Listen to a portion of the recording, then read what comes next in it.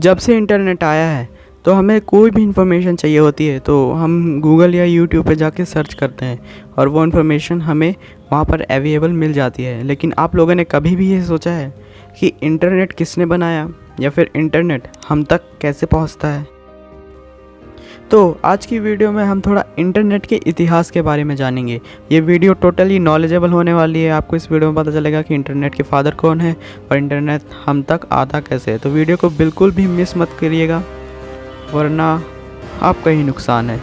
तो चलिए वीडियो को बिना किसी देरी के स्टार्ट करते हैं।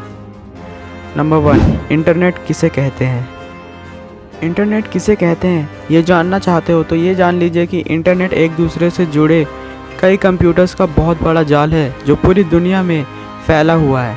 ऐसे नेटवर्क जिसमें इतने सारे कंप्यूटर जुड़े हुए हैं जिनकी गिनती करना लगभग नामुमकिन है। ये नेटवर्क और सर्वर के माध्यम से किसी भी कंप्यूटर को एक साथ जोड़ता है।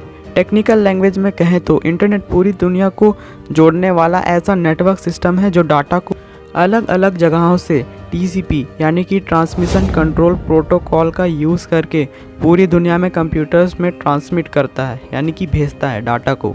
जब पूरी दुनिया के कंप्यूटर्स जुड़ के एक नेटवर्क बनाते हैं तो उसे ग्लोबल नेटवर्क बोला जाता है। आप जब कोई वेब खोलते हो तो उसमें जो आर्टिकल पढ़ते हैं या वीडियो देखते हैं वो दुनिया के किसी भी हिस्से से हो सकता है और वो जो डाटा है ना जो आपने देखा या अपलोड किया है वो दुनिया के किसी भी कोने से देखा जा सकता है। तो कुछ भी अपलोड करने से पहले 100 बार सोचना। दुनिया में जितने भी वेबसाइट होते हैं ना उनके सारे डाटा वीडियोस फोटोज़ को नेट में सेव रखा जाता है। जैसे कि मान लो कि मैंने अपने दोस्तों के साथ कोई पिक किसी भी सोशल मीडिया प्लेटफॉर्म जैसे कि FB में ही मान लो अपलोड कर दी, तो अगर 10 साल बाद मुझे अपने दोस्तों की याद आती है तो मैं फेसबुक में अगर देखता हूँ तो वो पिक 10 साल बाद भी वहीं रहती है। इसका मतलब कि इंटरनेट या कोई भी वेबसाइट आप जो भी डाटा अपलोड कर दो वीडियोस या फ़ोटोज़ के फॉर्मेट में वो वहीं पर रहती है, कहीं जाती नहीं। आप कितने साल भी आके देख लो वो वहीं पर मिलेगी। और जिस जगह आपका डाटा फ़ोटो या वीडियो के फॉर्मेट में स्टोर रखा जाता है ना उसे वेब होस्टिंग कहते हैं। कमेंट में बताना किसको किसको पता था। नंबर 2, इंटरनेट किसने बनाया? Who is the father of internet? बहुत से लोगों को ये US डिपार्टमेंट ऑफ डिफेंस ने ARPANET प्रोजेक्ट के जरिए इंटरनेट की बुनियाद रखी। इस प्रोजेक्ट को डेवलप करने में जो मुख्य योगदान था वो रॉबर्ट टायलर और लॉरेंस रॉबर्ट्स का था। 1969 में पहली बार ARPANET के ज़रिए मैसेज भेजा गया था।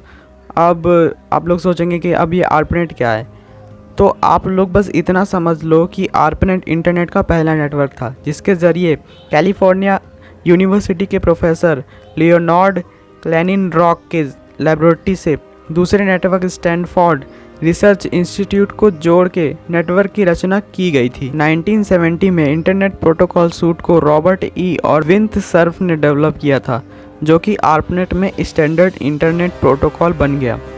अगर सही मायने में या फिर सीधा सीधा बताया जाए कि इंटरनेट के फादर कौन है तो द फादर ऑफ इंटरनेट है रॉबर्ट और विंथ सर्फ। नंबर 3, इंटरनेट हम तक कैसे आता है?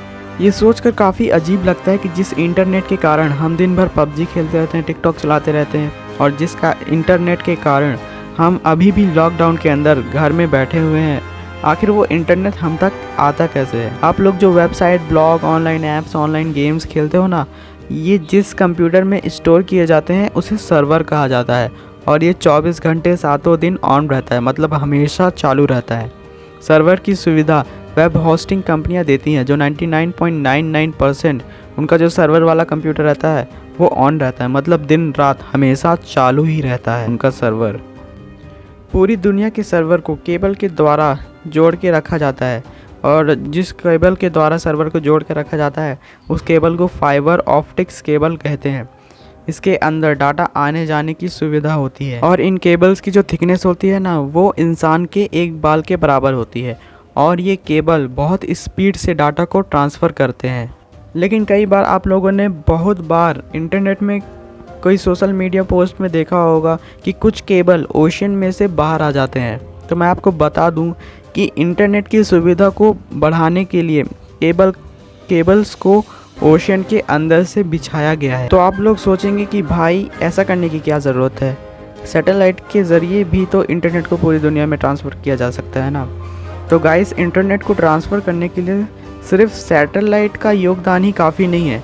इसका अधिकतर भाग पूरी दुनिया में सिर्फ महासागर के अंदर यानी कि ओशियन के अंदर बिछे हुए केबल्स की वजह से है। और यही वजह है कि पहले इंटरनेट की सुविधा सिर्फ टेलीफोन लाइन के द्वारा दी जाती थी, पर आज टेलीकॉम कंपनी के लोगों को स्मार्टफोन में यूज़ करने के लिए जो इंटरनेट होता है वो सैटेलाइट के ज़रिए लोगों को इसकी सुविधा प्रोवाइड की जाती है इंटरनेट की। तो बस यार, आज की वीडियो के लिए बस इतना ही। अगर वीडियो पसंद आई हो तो लाइक कर देना, चैनल को सब्सक्राइब कर देना आगे इसी तरह की मज़ेदार वीडियोस देखने के लिए।